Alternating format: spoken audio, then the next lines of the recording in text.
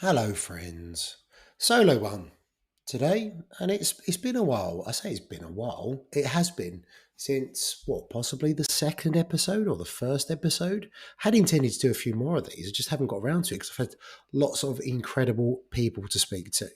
So hopefully you're enjoying these. I hate to be that guy, but I'm going to be that guy anyway. And put the beg in at the very start is I get lots of very polite, very kind messages saying about how people have enjoyed it or they've taken something from the conversation. If you do enjoy the podcast, just share it with someone. Look, I'm not saying you have to do it publicly, but it would be amazing if you could share it with someone.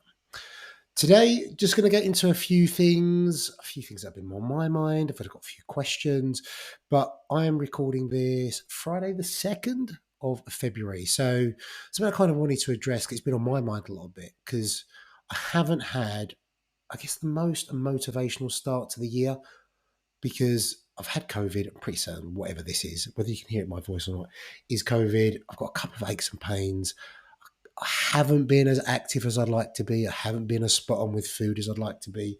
I haven't been on just generally looking after myself as much as I'd like to be.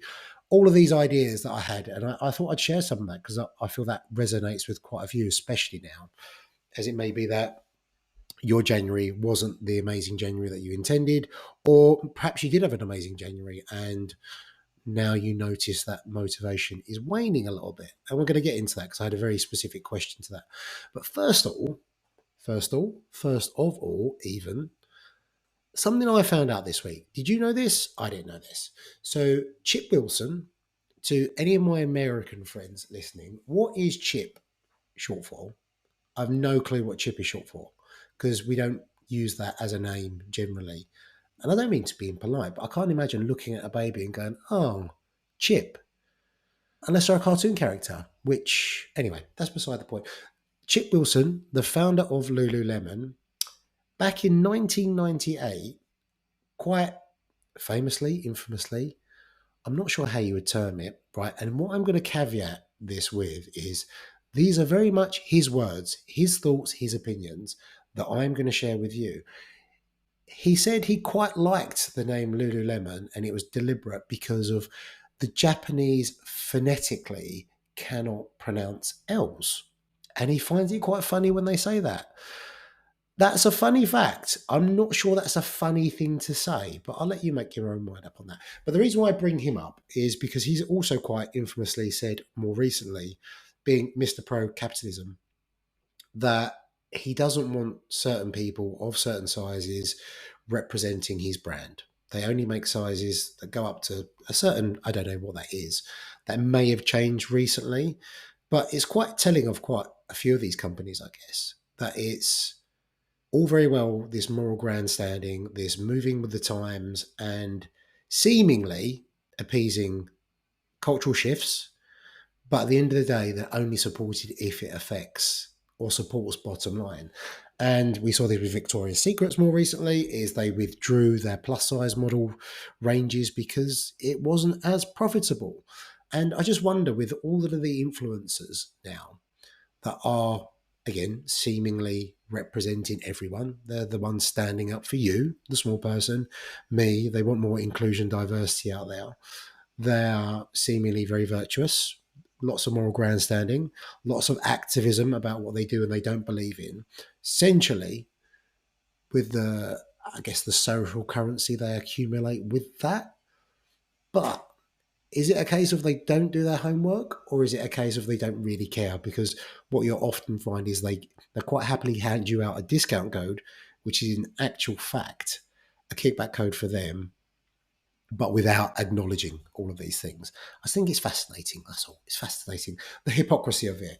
And I highlight that because I know a lot of people that are in health and fitness do listen to this, and I think it's like helpful to, I'm always thinking from an audience perspective, just encourage a healthy level of skepticism, because we tend to believe in people that have huge followings that are associated with all of these ads and brands, and they are there for you as the person. They're representing you. They care about all the causes that you do. And look, I'm not suggesting you should care about these things. Perhaps you're listening to this and you could not give a shit. In all fairness to you, I wouldn't blame you. I'm not saying you should. I mean, hopefully we're all on the same page. And racism, I'm not suggesting he's a racist. Is that a racist thing he said, or is it an ignorant thing he said? I'll let you make up your mind. I can't call someone I don't know a racist, but it's interesting that everyone wants to be a representative for everyone. Everyone wants to stand up for the small person, but only if it's for kickback and only if it's for self-serving purposes. I'll let you ponder that, and if you can, get back to me. Perhaps I'll put a poll in the show notes. The other thing I want to talk about is with this time of year, and I think it's with any behavior change, is we have these aspirations of achieving certain goals, and there's certain goals that are there because I think they sound good sometimes, but there are also those that we all recognize that we could possibly endeavor to chase a little bit more because they are the best thing for us. And if you are supporting that future version of yourself and you want to live the fullest life, I think that's great. Everyone needs goals, no matter how grand, how small, what they are. But a kind of loophole I find a lot of people get stuck in is safe unhappiness. And that the stuff they've found that have made them unhappy does provide an element of safety, provides an element of predictability. So although they recognize they're unhappy in their current situation, it comes with that predictability. They know the consequence of that. They know how unhappy they're going to be as a result of staying stuck in whatever rut they're in at the moment. And they'd rather do that. They'd rather do that because of the predictability and the familiarity with it, rather than run the risk of trying something new. Because that's an unknown. Is that going to make me unhappier? I know I'm going to potentially fail at this thing at the moment. I know I'm unhappy now, but I know the level of unhappiness. I know that I can endure this. If I try something else, there's the possibility I might not be able to endure that. And I think that's something everyone can resonate with. But I'd encourage you, like, if you're ever in this rut of thinking this way, is what are the consequences of change? And we tend to procrastinate about and catastrophize the consequences from the worst aspects. But what's the potential good that can come out of this? And layer that, the multitude of reasons as to why you might want to do that. Because for a lot of people, they're waiting to be ready. But what they really need to do is just be willing. And that willingness to try something which is potentially more unsafe will lead to unhappiness. But at least at the end of that, you've exhausted all possible options.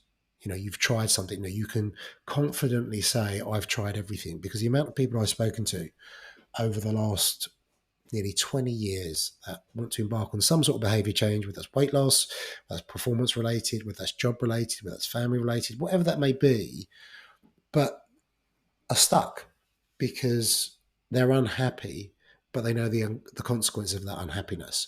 They know they can endure it. And giving themselves over to a new process comes with more risk. It comes with less safety. So that's just something I'd like everyone to have a little think about. That's something I'm kind of reevaluating at the moment. Quite honestly, this isn't something I'd intended on sharing necessarily on the podcast, is that I'm going through a little bit of a transition, not that kind of transition, but professionally and personally. And I think when you're caught in the midst of it all the time and you don't stop, is very rarely, and I consider myself quite a reflective person. I do journaling, I do write things down. I'm constantly probably reflecting on the why and how come and how can that be improved quite often. But when we don't take that pause to dip a bit further and deeper, it's easy to miss the wood for the trees. Right. The deep stuff out of the way to begin with. I think I can't promise that won't come up again during the podcast. But I had a question. I've had a few questions. One, let's get the easy one out of the way. Celebrity crush.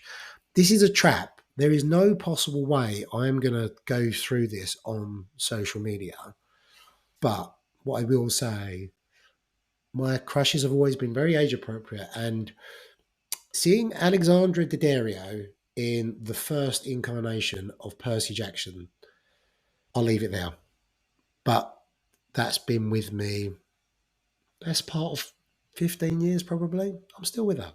Anyway, don't share that with my wife. She definitely doesn't listen to these things, but so she's not going to be bothered at all. The other question that I had was BJJ journey. How do you prioritize training with family, business, other commitments? I don't want this to be a super self-indulgent podcast, but I'll answer the question because you asked it. Is I've been on off with BJJ. So my journey started probably when I was about 19. I went initially. I was on my own weight loss journey, having been in a much larger body, predominantly most of my childhood into my late teens, and then I became a little bit obsessed with, and I use that, quite cautiously, that word, with performance. I just wanted to be better. I wanted to stick up for myself. I went through quite a lot of bullying, which came with the low self-esteem and the low confidence that accompanies it. So how do you get more confident? I think that is one thing that martial arts, whatever your choice, is great for. So the community aspects, but just developing a bit of self-esteem, some realizations of I'm not helpless, I'm not hopeless, and becoming quite accomplished with anything. And like most things with motivation, which we'll get onto later, is you need to provide yourself evidence of you can do something. And when you become more proficient with it, obviously your confidence grows. And when you pass on some of that knowledge, that makes that further stick. So it was a bit of a shark tank, the first club I went to. And it was essentially just in its infancy, I guess, in this country. It had the emergence of the UFC, cage rage. It was very much just, I guess, martial art purists that were involved in it initially. And that's what I loved about it. I loved that there was a camaraderie, it was an equal playing field. No one cared who did what, who was aged what. You rolled with guys different sizes, and it taught me loads about self-defense. But I didn't really learn Brazilian jiu-jitsu. I learned how to survive those sessions. So that comes with other life skills in terms of resilience and discipline and forcing yourself to do hard things when they're uncomfortable, more than uncomfortable. I fractured my nose doing that. I've got a couple of other injuries. And actually, fast forward kind of 7 years or so into that journey, because I was going to university at the same time. So I'd have long bouts off of training, come back to it. Is that I end up rolling with a much more experienced guy. He was a brown belt, as you do sometimes with anyone with knowledge of Brazilian Jiu-Jitsu. You end up in a bit of a scramble. It gets a bit unpredictable. Obviously, the risk of injury goes up a bit higher. But I caught him with my heel in the face. Accident. I apologised. We bumped hands. He then got me into position, a kimura, which is like a shoulder lock, for anyone that's unfamiliar with that. And generally, when you're rolling, is you tap, is your submission, is about dominance, essentially, the sport. So not only self-defense, but proving your dominant position from a competitive level. And as I was tapping, he gradually cranks that one more. And that resulted in me not being able to lift my arm for 3 weeks. So working a lot of PT hours at that time, working a lot of evenings, I just decided it wasn't worth it for me. There was no other clubs around locally. Obviously wanted to further my knowledge of Brazilian Jiu-Jitsu. That wasn't going to be possible at that club because we also had a new influx of, I guess, without being too stereotypical, doormen, tough guys that kind of wanted all the clobber, wanted to wear their tap-out gear down the gym and do shadow boxing in the mirror. And it attracted a different crowd, and it became about people's egos and less about what I wanted to achieve and learning. And I'm working, earning some money, because as a self-employed personal trainer at the time, if it's affecting my income, then I've got to prioritize. Fast forward a nice long gap, which was nearly 7 years or so. I found a new club, wonderful club, the club that I'm at the moment. It isn't the closest. It's a good half-hour drive from me. But yeah, just totally different. I was learning Brazilian Jiu-Jitsu for the first time. There was mutual respect in that people had the ability to go through gears. The more experienced people would lay off me and let you try things. Essentially, that's how you learn. And you'd have the opportunity to reciprocate that with less experienced people. And love that. Still continue to love that. I'm there most mornings. Generally speaking, I have to train of a morning these days because my motivation wanes towards the latter part of the day. I'm up early because I've got 2 young children as well. So by making myself, which I have to do, unfortunately, get up a little bit earlier, is I've learned with my own body, and this is just, I'm not necessarily suggesting this is best for everyone, is I am more alert. I do my best work productivity wise. I mean, actual work, and also physical work in the morning. And even if I'm a little bit tired, if there's been broken sleep because of the children or whatnot, I will still be able to push myself through those sessions without injuring myself and without becoming too silly with it. But if I tend to leave it till the latter part of the day, that motivation goes. That motivation goes, which means the likelihood of it getting done goes, which means even if I've started that day tired, I haven't had an amazing session, I've done something. For me, Brazilian Jiu Jitsu these days is more about my head. I do find it quite difficult at times to be present. I do worry a lot. I do have general angst and anxiety about things, often an extensive list of things that I need to do. I'm entirely present now. I lived, I think, a lot of my 20s entirely disembodied, essentially, experiencing the world from an observer point of view. Because I think a lot of people do that when they're in the rat race of working or progressing or studying, whatever that may be, is you're rarely embodied. You're rarely in your body in the moment. And that's what BJJ does for me. I'm not thinking about my to-do lists. I'm there. I'm not thinking about what my body looks like. I'm not thinking about my physical capabilities. I'm just concentrating on exactly what I'm doing.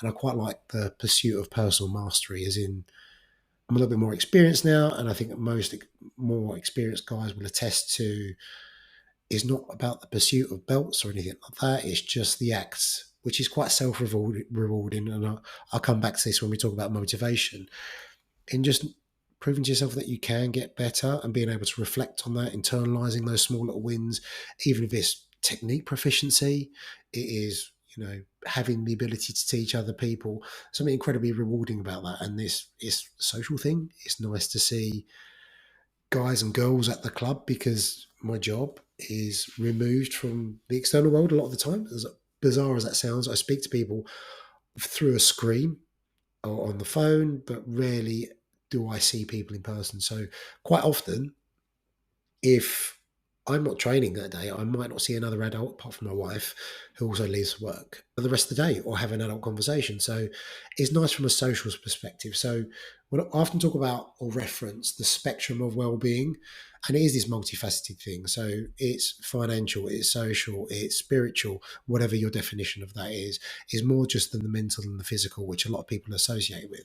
So it ticks so many boxes for me. And from a mental health perspective and a physical health, because it combines all the elements of physical activity that I enjoy. There's some cardiovascular work in there, there's strength work in there, there's some, anaerobic stuff when it gets a bit tougher in there. It ticks all the boxes. And it also takes my body through these great ranges of motion. So it's kind of dynamically stretching me all at the same time. So if you're sat down on your backside all day, many people will know is not great for your body. We're not really built to sit still and sedentary all the time. So yeah, that's why.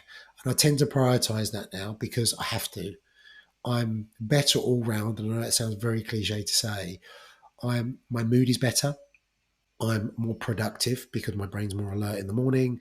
I tend to be home in time. I don't have that guilt associated to being away from home. So I prioritize that for the mornings because of the distance. It does mean taking a little bit more time out of family life.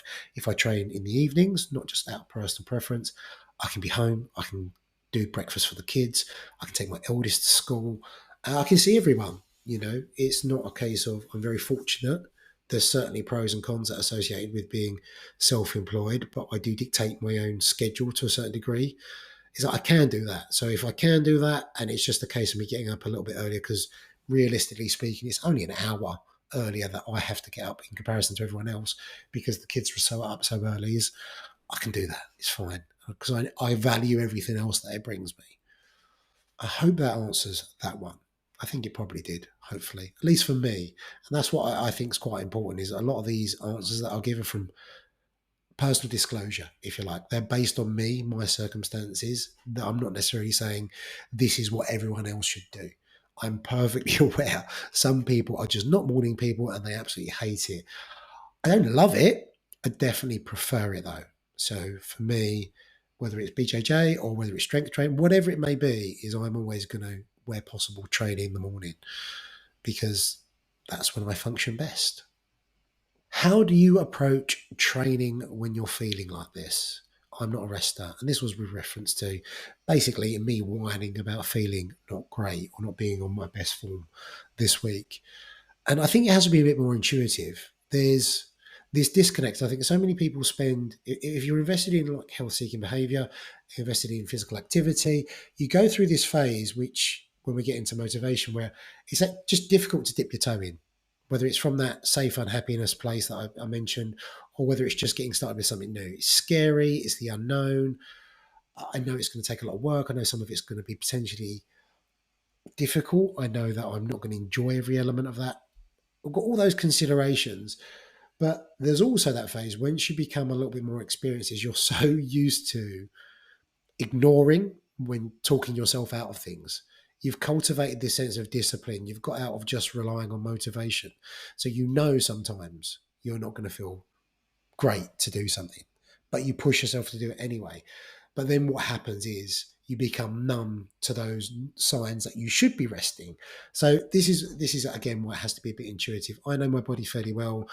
I know when I'm pushing my luck. I know when I'm potentially going to set myself back. And arguably the most important point is, for the sake of one or two workouts that you might have to miss out on from being unwell, is that worth it in terms of the trade-off into pushing yourself to making yourself worse and having time you hadn't planned to have off? So I always think selective rest is much better than forced rest. And that's a reminder I need for myself. Same as when it comes to niggles and pains, is should I just skip this session or skip this body part or move around this body part, do something different for the sake of this likely will feel a bit better. But if it doesn't, I'm not going to aggravate it and make it worse, or I could potentially make it a lot worse. And it's that risk reward ratio I think everyone has to consider. So everyone has their own tolerance to discomfort. Everyone has their own the tolerance levels to pain. How unwell are you? Like, how debilitating is it? Are you bedbound? And obviously you stay in bed. But I can't give anyone a pass, and I can't suggest that you totally ignore what your body's telling you either. It's very intuitive. It's down to you. I would certainly say that if you feel you need the extra rest, you're at least questioning why you're doing something, and perhaps it might be best to listen to your body. The other option is test the water. Like those that are struggling with motivation, is dip your toe in, go to the gym. Often the those that are going to the gym, where if that's your choice in terms of like physical activity outlet, whatever it may be, give yourself 10 minutes. If after 10 minutes you're still not feeling it, reset, go home. If after 10 minutes you're still not feeling great, go home. But you've at least tried. Because quite often, as you kind of suggested, sometimes people have difficulties talking themselves even to getting there. I'm not feeling it. 10 minutes in, they're having a great session. They end up completing the whole session. So it is very individual. I know vague answers are very unsatisfactory, but I hope you find some satisfaction in that somewhere. The longer question, which I received this week, was in reference to the waning motivation, which was, I kind of wanted to touch on it anyway, something I'm experiencing myself. We're approaching the end of January now. What advice would you give to people to keep up the momentum they've gained with the New Year's burst? That's if you've had the New Year's burst. Some people haven't found that yet, even at the start of February. That's absolutely fine. Depends on where you are at your journey.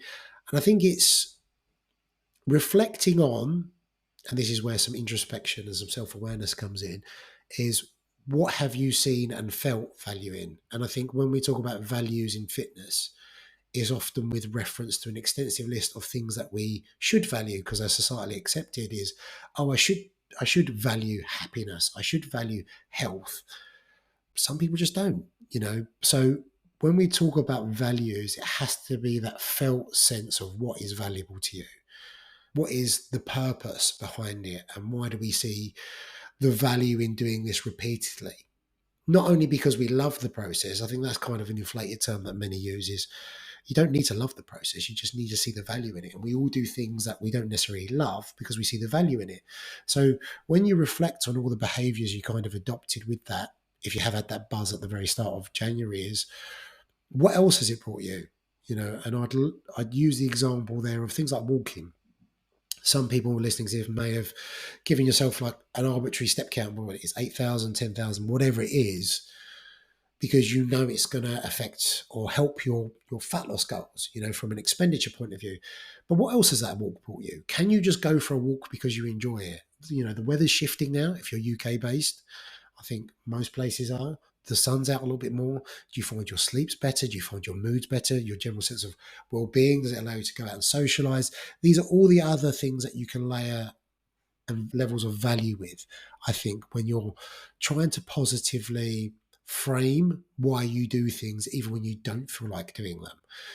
So when you come to forming your own values, I'm going to bang on this one a little bit because, again, because we're so disembodied, we don't tend to reflect on why we do things or reflect on the inner motives behind things and why we might invest on things. It's largely dependent on what's externally accepted or why we might go towards something based on external validation. But rarely do we reflect on our inner workings, our inner resources. Why do I do that? Does it make me feel good? So it's all very well having a goal, but I think when we have goals, foundationally, we have to relate that to why we're doing something, how does it contribute to the overall goal, the longer term goal. So on a foundational level, you might have adopted something like, I just want to be healthier. Fine, that's the first step. Be healthy. Healthy generally is quite a subjective concept, it means something slightly different to everyone else. For some, it is shredded six pack. I would categorically disagree with that. I think that's just one of those things that's been evangelized. Is we look at six packs, we look at what people are rocking, what the media have told us, what social media tells us what health is. There are plenty of ways you can get super, super lean and shredded in unhealthy ways, which by definition makes it unhealthy. Whatever your definition, I digress. Second point would be based on the habits you have adopted and what habits you are likely having to oversee going forwards. Because I think when we talk about habits, quite often people talk about them from an autonomous standpoint. You do habits for a certain length of time and they're just programmed in.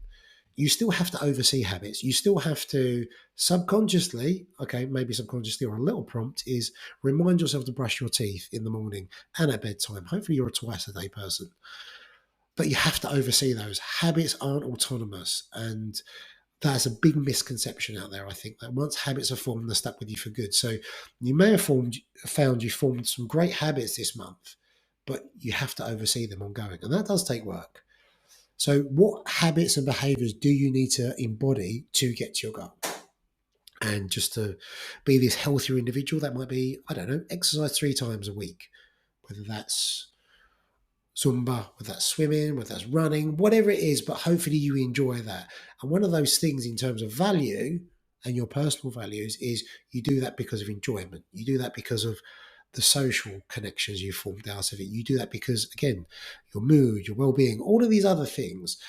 But then now that you're at a spot where you have your goal, which has been foundationally established, and how that relates to your longer term vision of yourself and your future self, is you formulated the habits that you need to oversee, but you have these habits now that you've instilled. And how do now, if you feel your motivation is waning, how do they relate to what you value? And how many layers of multiple values can you associate that with? So does it mean you're pain free? Does it mean you've got better sleep? Does it mean you're a more present parent? You're a better role model to your children so they can grow up and lead the most healthy, fulfilled, purposeful lives possible and have all these amazing experiences? And I think when you think about the broader picture, your personal values and your motivation, you become less reliant on motivation. I know we have these overcorrective pendulum swings in fitness where at one point people are saying motivation, you need to be internally driven, you need to be externally driven. I would argue you have to be more internally. Externally is fine as well, but externally only takes you up until the point it's externally validated. And with certain things, especially like weight loss, if you're looking at external metrics and more tangible things like scale weight, is once you've achieved that, you no longer feel or see the value in it. And that's the difficulty in terms of moving the goalpost. So I think that's quite fleeting. I've forgotten the point I was making there. The point I was making there was Once you're at this point where you feel motivation waning, is reflecting on how you can make those associate with your values a little bit more and how you can take that longer term. So the overcorrective pendulum swing we took was you need to understand your motivations, internal, external.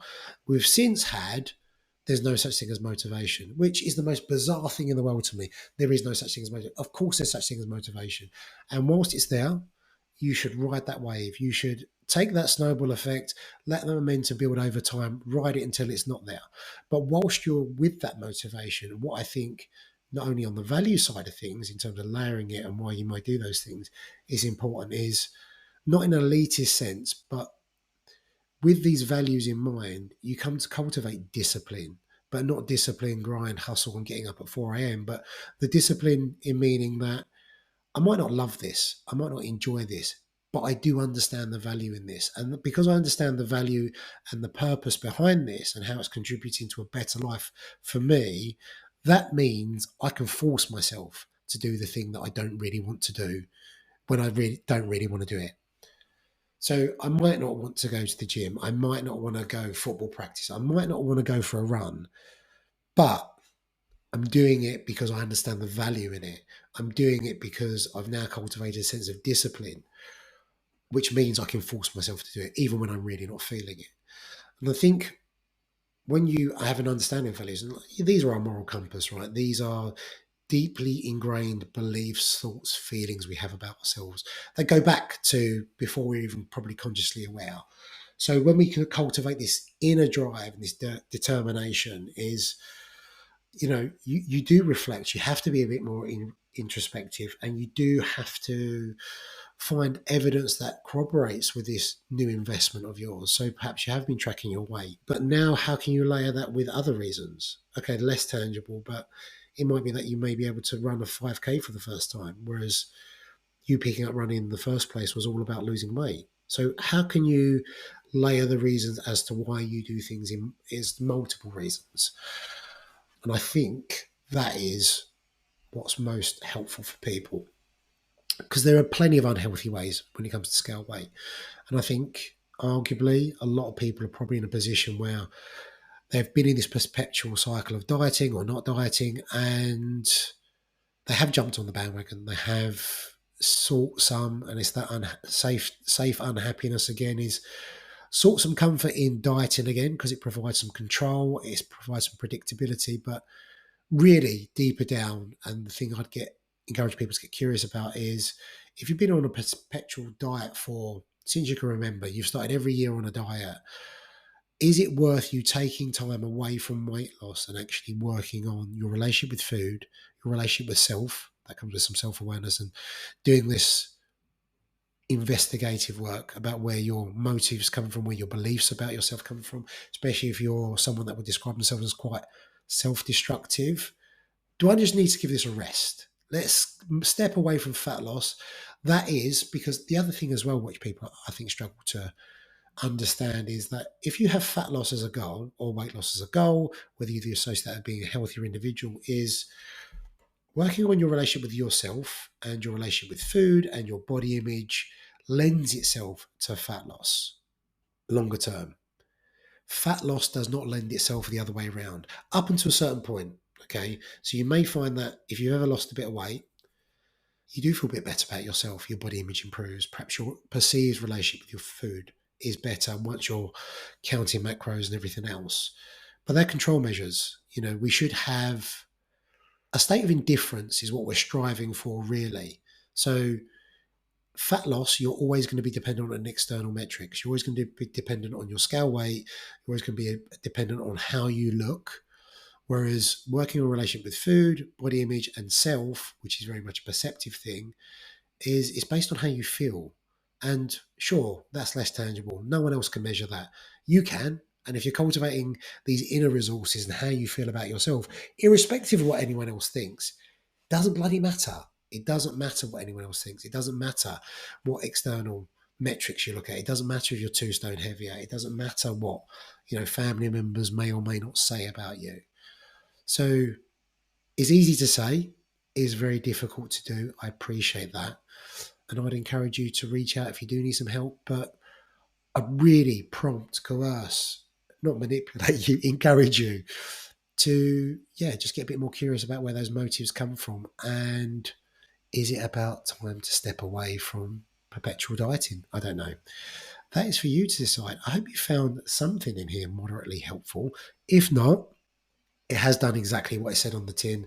I'm going to possibly have to change the name of the podcast because some of the people I get on here speak some real sense. And yeah, the usual beg, please do get this out there. I don't have a mass following or anything like that, which are metrics that people do depend on to get word out there these days. So even if you're forwarding it to someone in an email or a text or a WhatsApp, whatever that may be, look, it all helps. And as always, I'm always happy to get feedback. How can I improve it? How can I make it better? We've done it with the visuals. I've upgraded the camera here. I've upgraded my mic. If there's anything you feel I can do better, constructively, if you just hate it, keep that to yourself. Let me know. And I hope you'll have an amazing February. I'll do another one of these in time. I'll try to do them more frequently. Had intended on this one being quite a short one, but I've been waffling on for a while. Anyway, have an amazing weekend if you're listening to this before the weekend when I've recorded it. If not, just have a good day, evening, whatever it may be.